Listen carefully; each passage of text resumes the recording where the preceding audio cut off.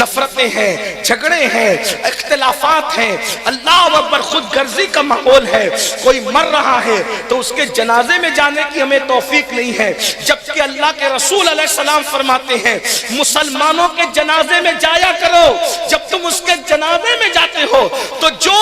گناہ توبہ کے بغیر معاف نہیں ہوتے وہ مسلمان کو کاندھا دینے کی برکت سے معاف ہوتے ہیں، وہ جنازے کے ساتھ چلنے سے معاف ہوتے ہیں۔ اسی پہ بس نہیں فرمایا اگر تم مسلمان کو دفن کرتے وقت بھی وہاں موجود رہو، نماز جنازہ پڑھ کے نہ لوٹو، تدفین کے بعد لوٹو، تو آقا فرماتے ہیں احد پہاڑ کے دگنا اللہ تمہیں ثواب عطا فرماتا ہے، یعنی جتنا وزن احد پہاڑ کا ہے اس سے ڈبل ثواب اللہ کسی مسلمان کے جنازے میں شرکت کی بنیاد پر عطا فرماتا ہے۔ لیکن افسوس ہے آج محبتیں گئی،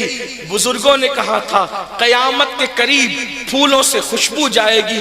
پھلوں سے مٹھاس چلی جائے گی اور مسلمانوں سے محبت چلی جائے گی۔ دیکھ لیجئے 5-5 ہزار کے پھول ہار لائے جاتے ہیں لیکن اس میں خوشبو نہیں آتی، اتنے مہنگے مہنگے پھل لائے جاتے ہیں لیکن اس میں وہ مٹھاس نہیں جو آج سے 50 سال پہلے مٹھاس چکھی جاتی تھی۔ اللہ اکبر، اور آج مسلمانوں کے دل میں وہ محبت کا ہے، دوست تو ایک ساتھ بیٹھتے ہیں لیکن دلوں میں کینے لے کر بیٹھتے ہیں، دلوں میں حسد لے کے بیٹھتے ہیں، دلوں میں بغض لے کے بیٹھتے ہیں، اللہ اکبر، ایک دوسرے کا برا چاہتے ہیں۔ بلکہ اب تو حالات یہاں تک ہے اگر کسی کی روزی اچھی چل رہی ہے تو دوسروں کو تو خبر ہی نہیں ہوتی، دوست ہی اپنے دوست کی روزی پر جادو کرانے کے لیے منکرین اسلام کے پاس پہنچ جاتا ہے، اندازہ فرمائیں، اور اس کو پیسے دے کر اپنے دوست پہ سحر کرواتا ہے، جادو کرواتا ہے۔ کسی کی بیٹی کو اچھا رشتہ آتا ہے تو مسلمان اس رشتے کو خاتمے کے لیے جادو کا سہارا لیتا ہے،